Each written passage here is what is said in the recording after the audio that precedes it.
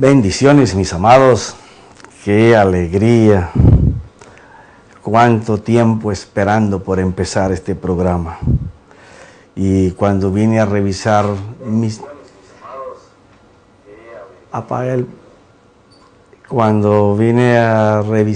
notas, me di cuenta que era hoy que lo empezábamos. Bueno, ustedes están viendo aquí lo que Dios le mandó a hacer a Moisés. Y le dijo, esto es una copia de lo que está aquí arriba y te lo vamos a enseñar. Y entonces Dios le dio todas estas medidas para hacer un tabernáculo en donde él se iba a encontrar con su pueblo.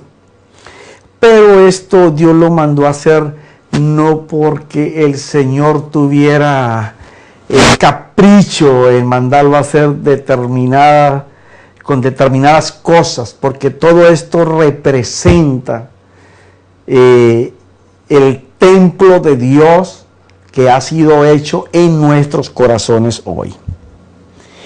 Y pues todo el programa anterior del desafío se ha tratado de colocar un fundamento para poder entender nuestro oficio como sacerdotes en nuestro propio templo para Dios. O si es que nuestro habitáculo de Dios es tan digno en que nuestro Señor habite en él, o nosotros ignoramos que ese morador está dentro de nuestro templo. Y hemos venido hablando basado en los últimos capítulos en Romanos 12:1. Como nosotros, estando vivos, debemos de hacer un sacrificio para el Señor, que es nuestro culto racional. Y hemos hablado bastante de eso. Por eso les decía que era una base muy importante, porque en el momento en que empecemos a hablar de este tabernáculo, que lo que Moisés hizo fue una copia, y lo que los sacerdotes oficiaron en él, lo hicieron, y mucho de lo que estaba para manifestarse en la revelación del Espíritu, ellos ni siquiera sabían lo que estaban haciendo. Mas, sin embargo, Dios estuvo con ellos porfiando, terqueando, para que lo pudieran entender, pero era para nosotros esta gran dicha. Entonces nos quedamos en cómo fortalecer y tener una buena conciencia. Porque todo caminó hasta llegar allí. ¿Por qué razón? Porque si tú tienes una buena conciencia, pues indudablemente que la palabra va a hacer su trabajo y el Espíritu Santo va a tener la manera, la habilidad, la forma para poder hacerlo. Entonces, vamos a empezar en donde nosotros habíamos quedado, que era cómo hacer para que una conciencia rebustecida sea capaz de ministrarle al corazón de tal manera que la voluntad ya no obedezca al hombre natural, sino que obedezca al Señor. Porque si esto se logra, entonces no solamente la conciencia crecerá en un buen juicio, sino que tu corazón, tu culto racional, podrá tomar posesión de él completamente, el Espíritu Santo. Bueno, como ustedes ven, este es un trabajo que hicimos entre mi esposa y yo. Ella se encargó de toda esta pintura de figuritas. Dame la cámara para esto, mami. Ella se encargó de decorar todos los sumos sacerdotes, las ovejas, los levitas, los sacerdotes demás del templo arónico. Aquí tenemos gente ministrando para el holocausto, colocando las manos sobre el carnero y aquí sobre el novillo. Aquí le pusimos luces al holocausto y un levita echando las presas. Bueno, y las demás cosas las vamos a ir mirando en la medida que vamos transcurriendo. Ahora vamos a mirar la representación en la gracia. Pastor, ¿cómo así? Que la gracia... Ay, dije pastor, yo soy profeta. Ay, no me enlazo. Santo cielo bendito, mis amados. Ok, ¿cómo hacemos para ver esto en nosotros? Bueno, déjeme decirle que todo esto se cumple en nosotros hoy. Pero primero vamos a mirar lo que esto representa a la luz de las Escrituras. Quiero que vayas ahí conmigo a el Salmo 51.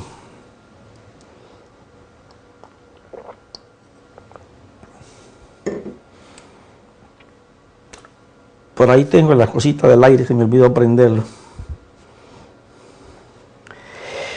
El Salmo 51.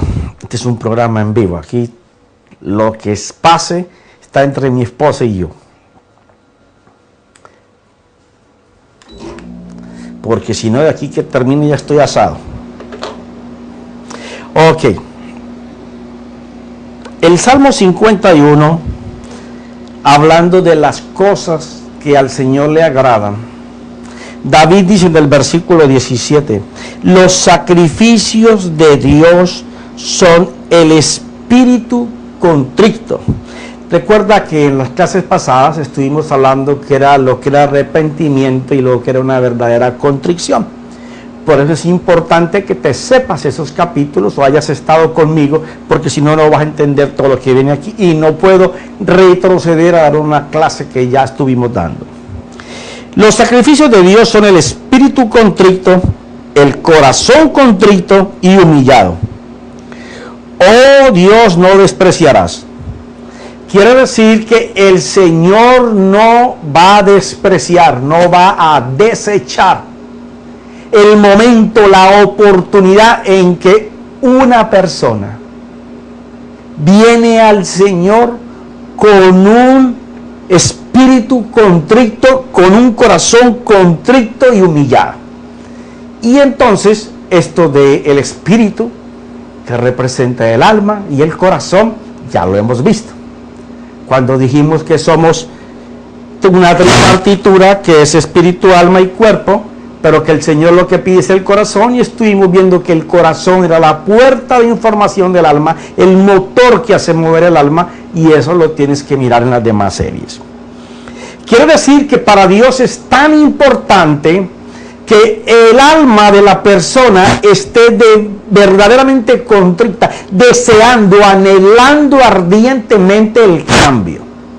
Y que su corazón, que es la puerta de información, porque sabemos, como lo hemos dicho en capítulos anteriores, que si la fe, toda la palabra de Dios, es como una semilla, y dentro de esa semilla hay una orden para que haga algo, quiere decir que toda la fe que nosotros tenemos es una información, es una fuente de un pedazo de Dios que se instala en nosotros llamado fe. Entonces, cuando nosotros podemos entender que de lo que se trata es de que cuando nosotros hablemos la palabra que hemos creído, nuestro oído va a escuchar fe.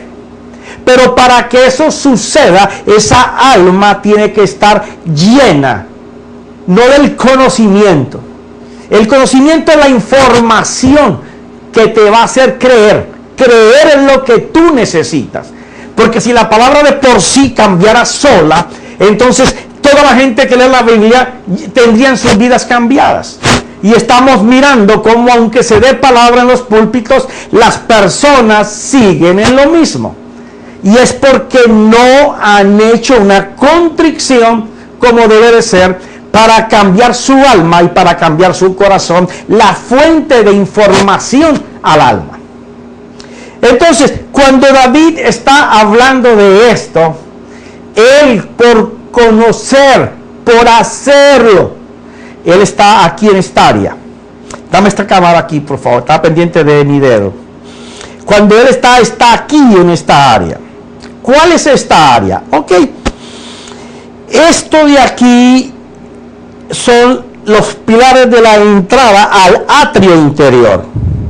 Pero las personas tenían que traer los sacrificios al atrio exterior.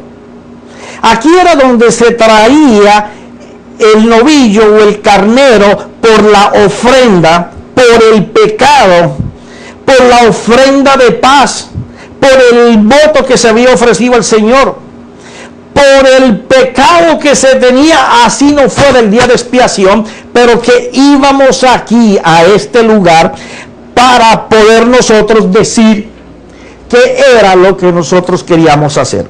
Entonces estas personas traían estos animales, y aquí en esta área se simboliza lo que debe de ser en nuestra vida, la vida de un creyente. Entonces, cuando nosotros no sabemos identificar el atrio exterior, vivimos a toda hora como si estuviéramos en el atrio interior, y de verdad que lo estamos, porque en Jesús nosotros pasamos la puerta y ya el sacrificio fue hecho por nosotros. Pero el comportamiento que debiéramos tener dentro del atrio, que es el centro de información, que es nuestro corazón, no es ni sucede como esta gente lo hacía aquí en el atrio exterior. En el atrio exterior, esta gente traía los animales, dice la Biblia que colocaban las manos sobre los animales, y la culpa que ellos tenían por la ofrenda que iban a hacer, o por la causa del pecado que iban a hacer, ellos traspasaban su pecado al animal. Y en este mismo lugar en que ellos pasaban el pecado colocándole las manos, como lo está haciendo este sacerdote aquí sobre este novillo, y como este levita lo está haciendo con esta oveja. ¿Por qué razón? Porque ellos le ayudaban a las personas que iban a colocar las manos sobre el animal en que iban a colocar su falta y su pecado. Muchas veces hasta les ayudaban a sostener, si eran personas muy débiles, a degollar el animal, pero era orden del Señor que las personas, mientras pudieran, ellos mismos degollaran sus propios animales por los que ellos iban a cometer el pecado.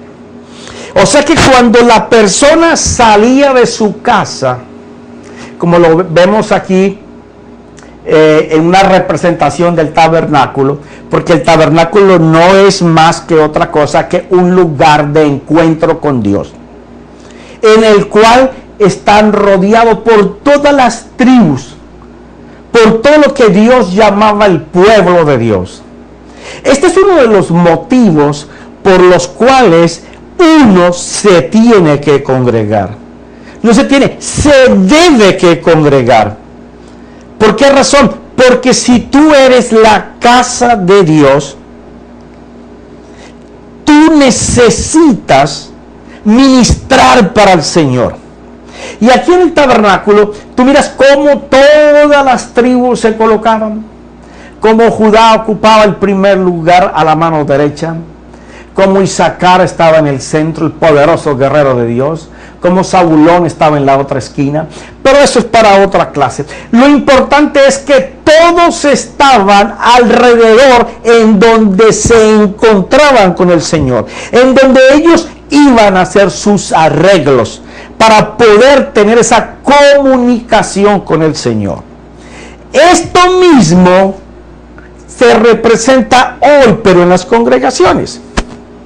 ¿En qué sentido? En que cuando nosotros no nos congregamos, no estamos valorando de que ahora, como Dios no está en este tabernáculo, sino en este tabernáculo aquí adentro, y tú eres portador de Dios, es para Dios importantísimo cuando tú te ofreces al Señor para ministrarle en tus oraciones. Cuando nosotros hacemos peticiones y hacemos contrición, o hacemos arrepentimiento, nosotros estamos agradando el corazón de Dios, porque el que habita en nuestro templo, Él viene a escuchar la adoración de su Hijo. Pero cuando el pueblo de Dios se reúne, como lo narra en Efesios capítulo 3 el apóstol Pablo, o en Corintios, perdón, capítulo 3, versículo 16, está hablando de que la gente que son templo de Dios van a un lugar y se forman en un templo como este, pero todo lo que está alrededor, que es la iglesia que se congrega, son un tributo, todos como iglesia, como templo. Cuando nosotros no podemos valorar que nosotros somos la mejor ofrenda que Dios tiene, somos la mejor dádiva para el Señor, que podemos sacar la sonrisa, la alegría, el gozo de Dios cuando nosotros nos ofrecemos al Señor como la semilla que va a dar agradecimiento, siendo que el templo está dentro de nosotros mismos. Esa conciencia de poder llegar a valorar lo que es el habitáculo de Dios en nuestra vida y tener por extremo gozo y dignidad de que el que mora en nuestro corazón es Dios, nos haría cambiar completamente todo el panorama. Pero para eso se necesita una conciencia de buen juicio. Lo que hablábamos la semana pasada, que el apóstol Pablo decía que él ejercitaba esa buena conciencia. ¿Por qué? Porque esta gente en estos lugares lo que venía a hacer era un acto de contrición. ¿Cómo? Ellos sabían que si habían pecado contra Dios, que si habían cometido una falta contra el prójimo, su bendición iba a ser cortada porque se habían salido de cumplir la ley. Profeta, pero es que ahora no estamos bajo la ley, ahora estamos bajo la gracia. Gracias por recordármelo. Eso te obliga a una mayor fuerza de disciplina para la purificación diaria, porque a la iglesia se le olvidó que es portadora de Dios y que como portadora de Dios, como lo decíamos en capítulos anteriores, si el Señor no escatimó y cuando Jesús recogió el pecado del mundo, cuando Jesús tomó el pecado del mundo sobre él, que no había pecado, que era Dios, que se había despojado de su deidad para venir y entrar a la tierra, cargar tu pecado y el mío, y tan pronto recibió el pecado, el Padre retiró al Espíritu. Solamente Jesús tuvo que depender de la fe que él practicaba para poder vencer el pecado. ¿Qué te hace pensar que si nosotros como sacerdotes, como templo de Dios, estamos caminando en pecado, Dios va a colocar lo divino sobre lo humano? ¿Por qué? Porque no sabemos cómo es el templo que Dios ha colocado dentro de nosotros. Toda la gente es muy feliz recitando: yo soy el templo de Dios, yo soy cabeza, no soy cola, yo vivo arriba, nunca vivo abajo, yo soy linaje escogido, nación santa, soy sacerdote, soy rey. Ok, enséñame cómo tú oficias como sacerdote. Porque los sacerdotes aquí, en este templo que fue una copia de lo que existe y que es una copia de lo que el Señor dijo que haría en este tiempo.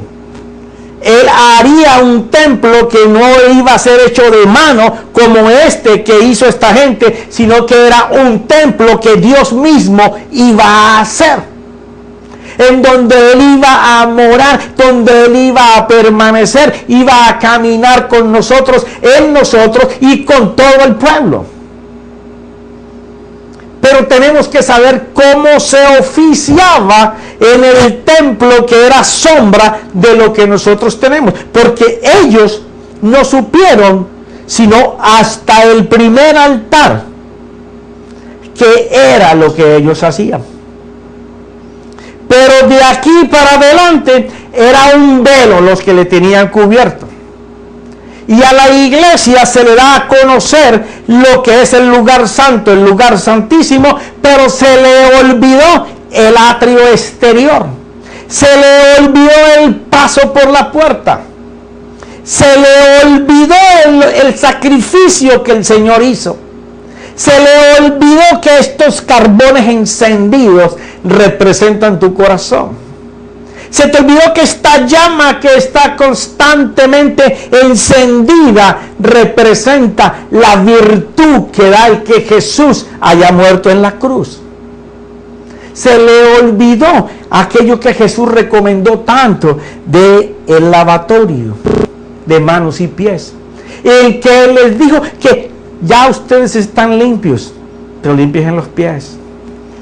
Hay una cantidad de secuencias que tienen que ver con nuestra vida bajo la gracia por la redención de Jesús, que nosotros no hacemos, o porque las ignoramos, o porque no las queremos hacer.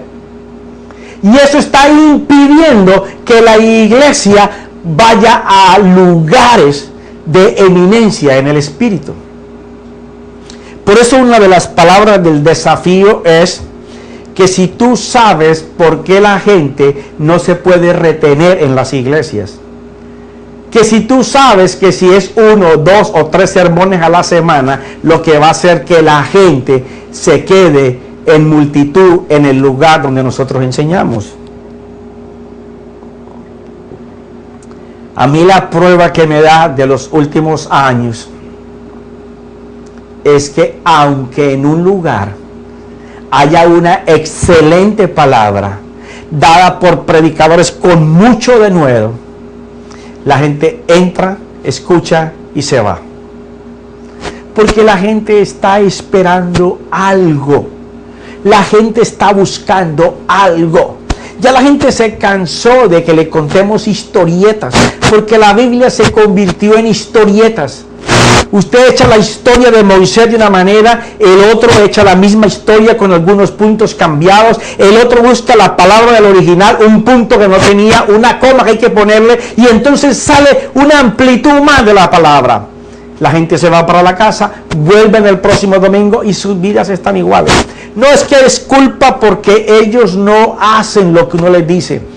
Es que lo que pasa es que tenemos que estar bien conscientes de que muchos de nuestros mensajes los estamos dando por lo que estamos estudiando, por lo que estamos oyendo, porque nos hace falta una vida más profunda en la presencia de Dios. Y este año 2010, como lo dije desde el principio, va a ser un año importante para la iglesia. Las cosas no van a mejorar, las cosas van a empeorar, porque cada vez nos acercamos más a la venida del Señor. Pero hay una palabra dada, no una, se repite como 3 o 4 veces en las profecías mesiánicas. Y lo dijo el Señor también. Levántate tú que duermes. Si nos dice que nos levantemos, que estamos dormidos, es porque no estamos haciendo lo que nos mandaron a hacer. Y si no estamos haciendo lo que nos mandaron a hacer, quiere decir que Dios está triste porque nosotros no entendemos el llamado que Dios nos ha hecho, la misión que Dios nos ha puesto, y nosotros nos hemos cargado, como les decía en capítulos anteriores, como burros de carga, con CDs, con libros, con un predicador, con un seminario, con una campaña, y nos cargamos de conocimiento, pero la vida del Espíritu, aquel poder, aquella gloria, aquella unción, aquella palabra que transformaba, que cambiaba, la prostituta, el endemoniado, el ladrón, el preso, el enfermo, el que estaba en el gobierno, el que estaba en el piso, el que estaba ciego, aquella gente que fue cambiada en el tiempo de Jesús, después en la mano de los apóstoles. ¿Qué pasa? ¿Qué pasa? ¿Cómo el Señor enviaba a esta gente de inmediato para que fueran a predicarle a pueblos? Nosotros les exigimos un mes de clases de bautismo o 2 meses en algunos lugares, que vayan al instituto teológico a prepararse, después ser probados para ver si de verdad son usados por Dios. En cambio, a mí la Biblia me enseña que cuando Jesús sanaba a alguien, inclusive le decía: no me sigues, ve a tu pueblo y cuenta las buenas nuevas, y se convertían en evangelizadores de ese pueblo. ¿Qué curso hicieron?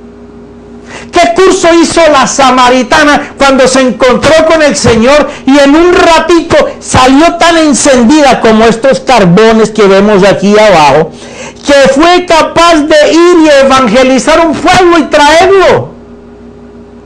El gadareno, ¿qué cursos hizo? Salió de inmediato a contar las buenas nuevas. Bartimeo el ciego, aquel que nació casi sin ojos porque el Señor tuvo que hacerle. ¿En dónde están esos milagros y esas señales que Él dijo que nos seguirían? Esa palabra que es como una espada, capaz de atravesar a una persona y capaz de separar lo natural de lo humano.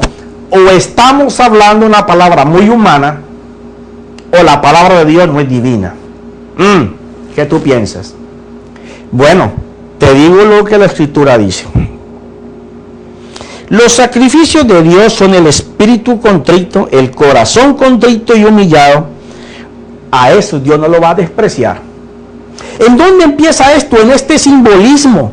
Cuando esta gente sabía que estaba mal y salía al lugar de encuentro con Dios para tener un arrepentimiento de su falta, sabiendo de que esa actitud tenía que cambiarla. Cuando a nosotros se nos olvida que en el día a día tenemos que estar mirándonos, examinándonos, para poder que nuestra conciencia sea buena, que nos dé un juicio correcto. Si no, la voluntad va a seguir obedeciendo al hombre natural.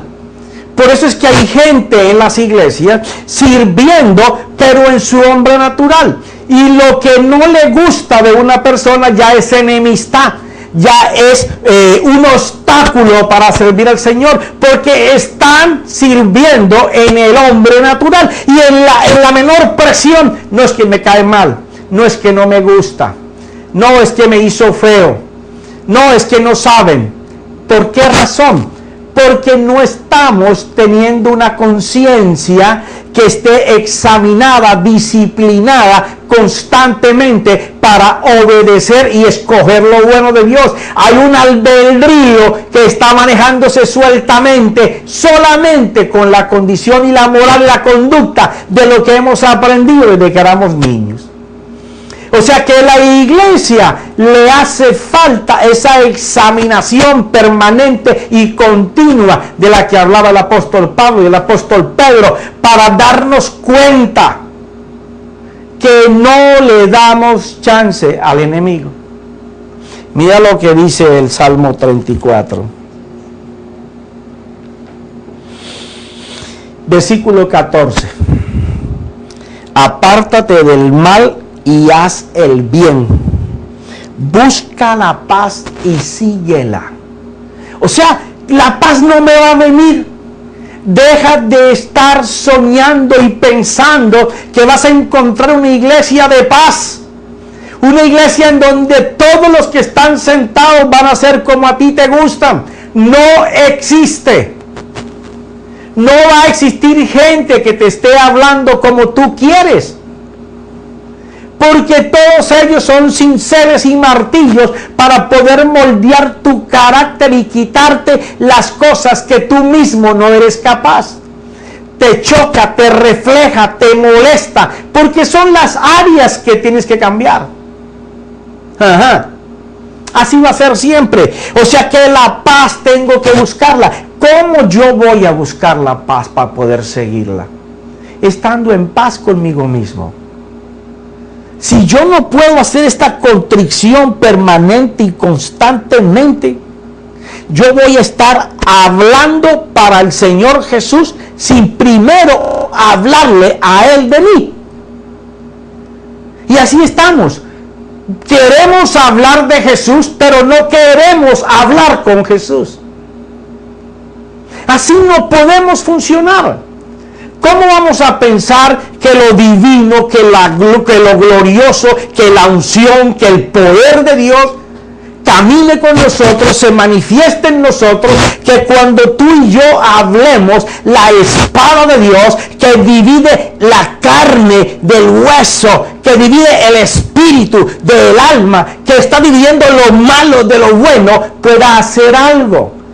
Si el que lo está ministrando o el que lo está recibiendo es el hombre natural, es imposible. Así no hallarán la paz. La paz se halla cuando tú estás meditando y reflexionando en la palabra de Dios. Porque este lugar es de meditación y de reflexión. ¿Por qué razón, profeta? Claro, cuando tú estás meditando en la palabra, porque se tiene que acabar eso de querer coger la Biblia y no, me leí la Biblia este año 2 veces, me la leí 3 veces, no, me leí 2 capítulos hoy. ¿Y qué sacaste de los 2 capítulos? ¿Qué has sacado de leer las 6 Biblias 6 veces? No, que tengo 14 diferentes Biblias de diferentes editoriales. ¿Y qué? Y tengo todos los libros originales. ¿Y qué? Eso no enseña nada. Lo que enseña es de las cosas que tú has leído, cuáles fueron espíritu encarnado en tu vida que cambiaron tu conducta, tu moral, tus motivaciones. Porque si tus motivaciones no cambian, la palabra no está haciendo la labor. Y la palabra no está haciendo la labor porque la palabra sea mala. Él no está haciendo su labor porque, como en este caso, tú tienes áreas que ya las entregaste, pero tienes estas otras que no las has entregado. Y el pensamiento sigue siendo oscuro. Y aunque el Espíritu quiera cambiarlo y la sangre de Jesús te cubra, tú no le permites al Espíritu de Dios que te pueda regenerar. Entonces, la palabra profética para este año, y se las he dicho en los 2 capítulos anteriores o en los 3, es: arregla tu casa espiritual a la perfección para que te vaya bien, porque es año de restitución, es año de redención. Eso significa el año 2010. Pero ¿qué pasa si no lo haces? Estamos empezando el año. Pues tú vas a ser arrastrado con el mover del mundo, aunque digas toda la Biblia al derecho y al revés. Porque esto se trata es de creer lo que tú dices que va a pasar, y no creer que porque tú lo dices va a suceder, sino creer porque tu esperanza es segura de que Dios lo va a hacer. Porque eso es la fe, esa esperanza segura de esperar algo que yo sé que tiene pruebas, porque en mi vida lo ha hecho antes, de que lo que yo no veo, estoy viendo que el Señor lo hace. Eso es una llenura que te lleva a buscar la paz, a estar en armonía, estar constantemente, como habla Romanos 12:1, sacrificando tu manera de pensar, tu manera de querer formar intenciones, ideas, conceptos, de que tus afectos no sean más elevados que los afectos que debes de tener para el Señor. Esa contrición te va a llevar a que tu casa espiritual vaya hacia la perfección. Que la perfección no es otra palabra que madurez, dejar de hacer las cosas que Dios te está diciendo que dejes de hacer, que impiden que tú tengas una conciencia buena, que tú hagas un acto de contrición como esta gente lo hacía en este lugar. Cuando ellos llegaban a este lugar a ofrecer el animal y que tenían que ellos degollar el animal, ellos sabían que en ese momento el pecado era transportado a ese animal y ese animal se llevaba lo que ellos eran y que ellos recibirían la bendición porque el pecado ya no estaba.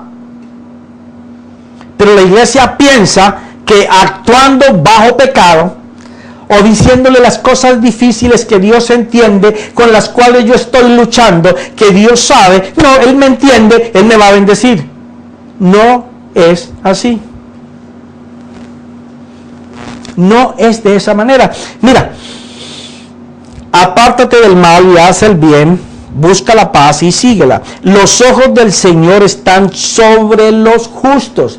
Esto no es de los que están justificados por la sangre del Señor. Justo es aquel que diariamente camina con el temor de hacerle daño a Dios. Profeta, no es hacerle daño al prójimo, es que cuando tú temes dañar el corazón de Dios, no le haces daño al prójimo. Si tú miras los mandamientos, cosas de las cuales vamos a hablar cuando estemos hablando de estas 10 columnas, los primeros 4 mandamientos son para esa comunicación con Dios. Amar a Dios por sobre todas las cosas. No tener un ídolo, que algo diferente de nuestro Dios. No poner su nombre en vano. Hoy en día colocamos el nombre del Señor para asegurarle a las personas de que somos gente seria. No juramos por Dios, pero al hacerlo no es que yo soy cristiano. Le estamos diciendo, te aseguro que como yo soy hijo de Dios, te voy a hacer las cosas correctamente. Estamos colocando el nombre de Dios por el medio y en vano porque quedamos mal, sacamos ventajas de donde no hay. Y el cuarto, que era, guardaremos el día de reposo para Dios. La iglesia no hace eso. Si a ti ese día te sale irte para el río, te vas para el río, para el mar, para el supermarket, para el fútbol, para el campo, para lo que sea, pero tú no guardas ese día para el Señor. Y es un mandamiento. Luego siguen 5 que es para relacionarse con el prójimo. Y 1 con uno mismo, que ya lo estaremos viendo cuando estemos aquí. Pero mira esto.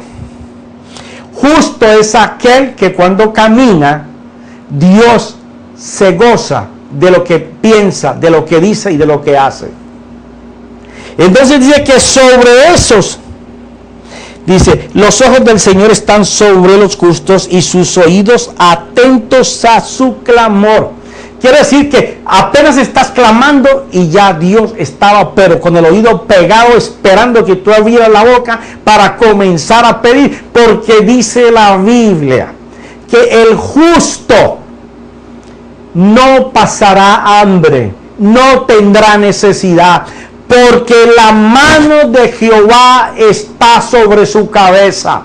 Porque todos los deseos de su corazón Dios los va a dar. ¿A quién? Al justo. ¿Cuál es el justo? El que camina, el que obra, el que cuando piensa, todo lo que hace, su afecto es agradar a Dios. A ese es que el Señor va a estar atento.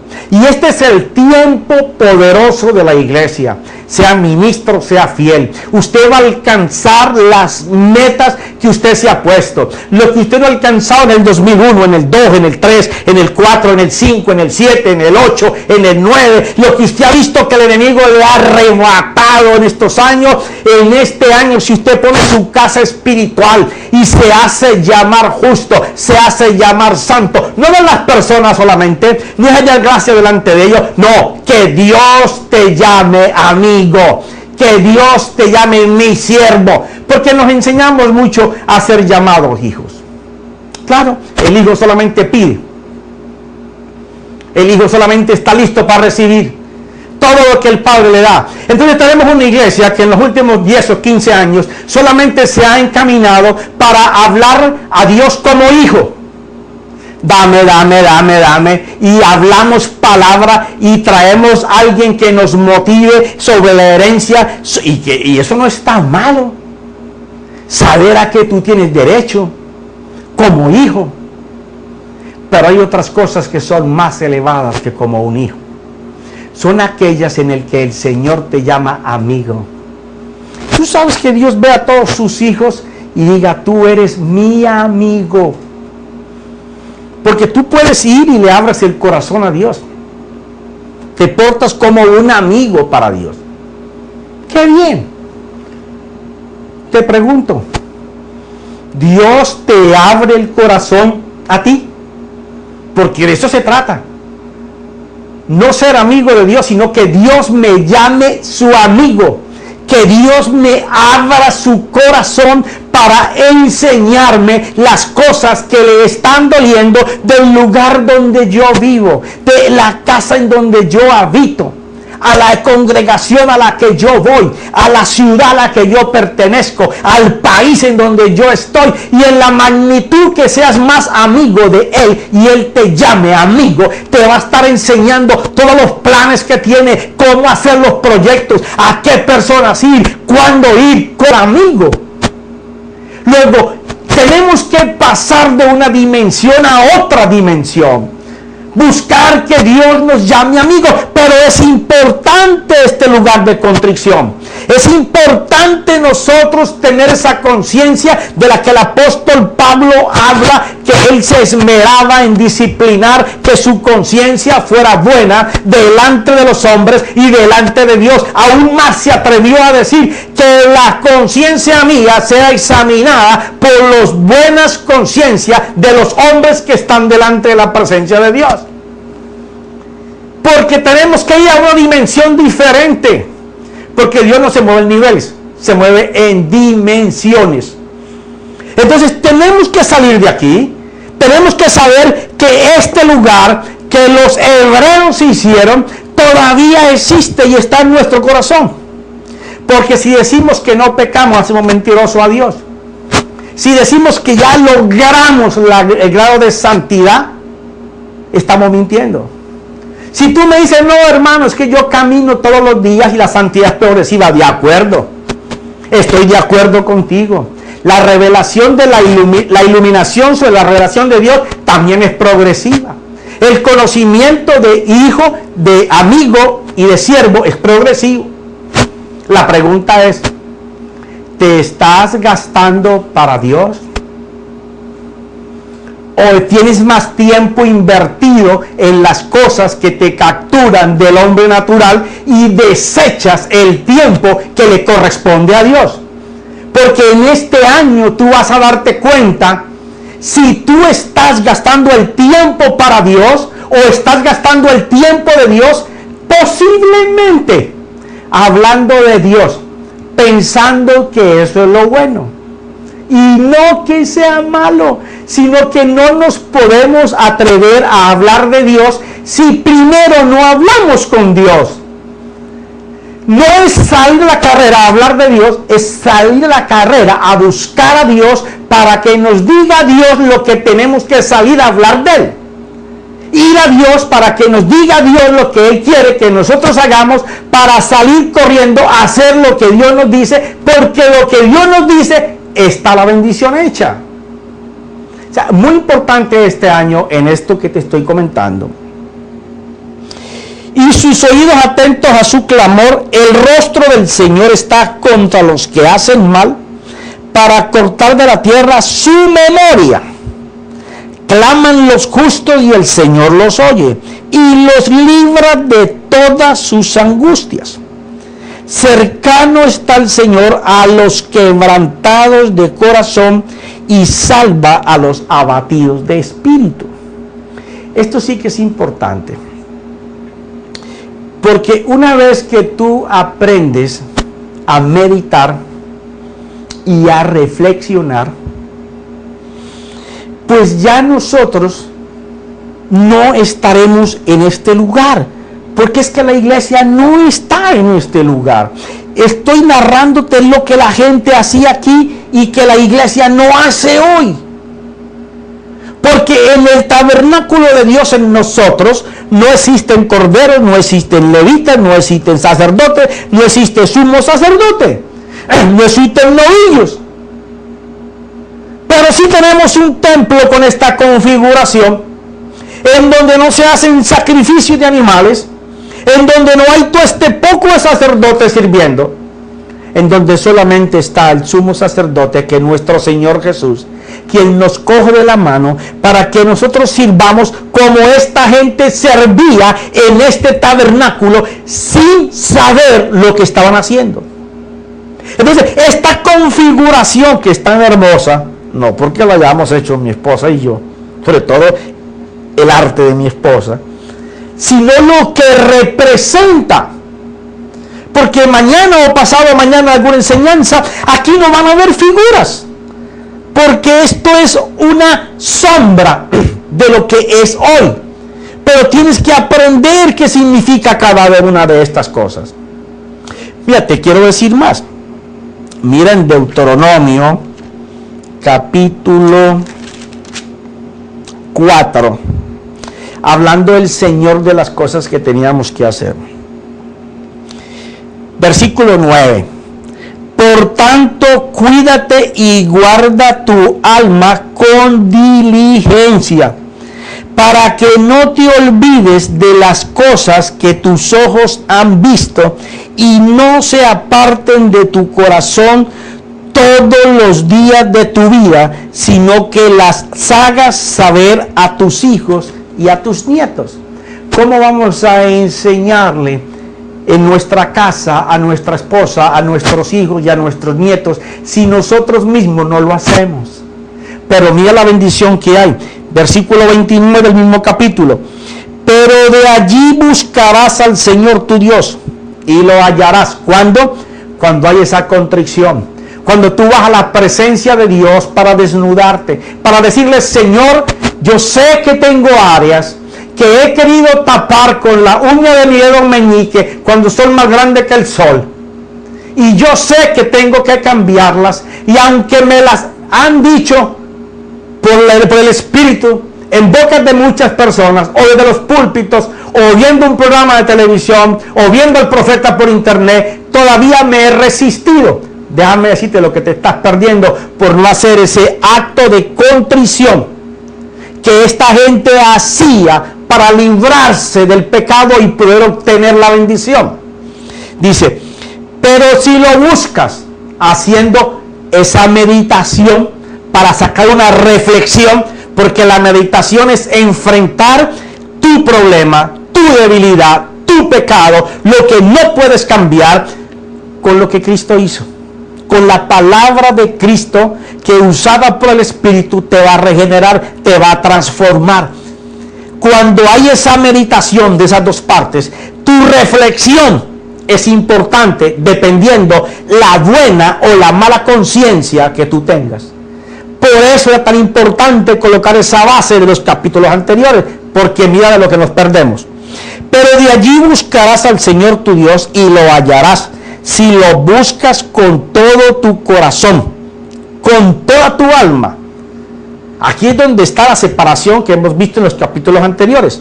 El corazón como la puerta de información para el alma, donde está todo lo que hemos hablado en los capítulos anteriores.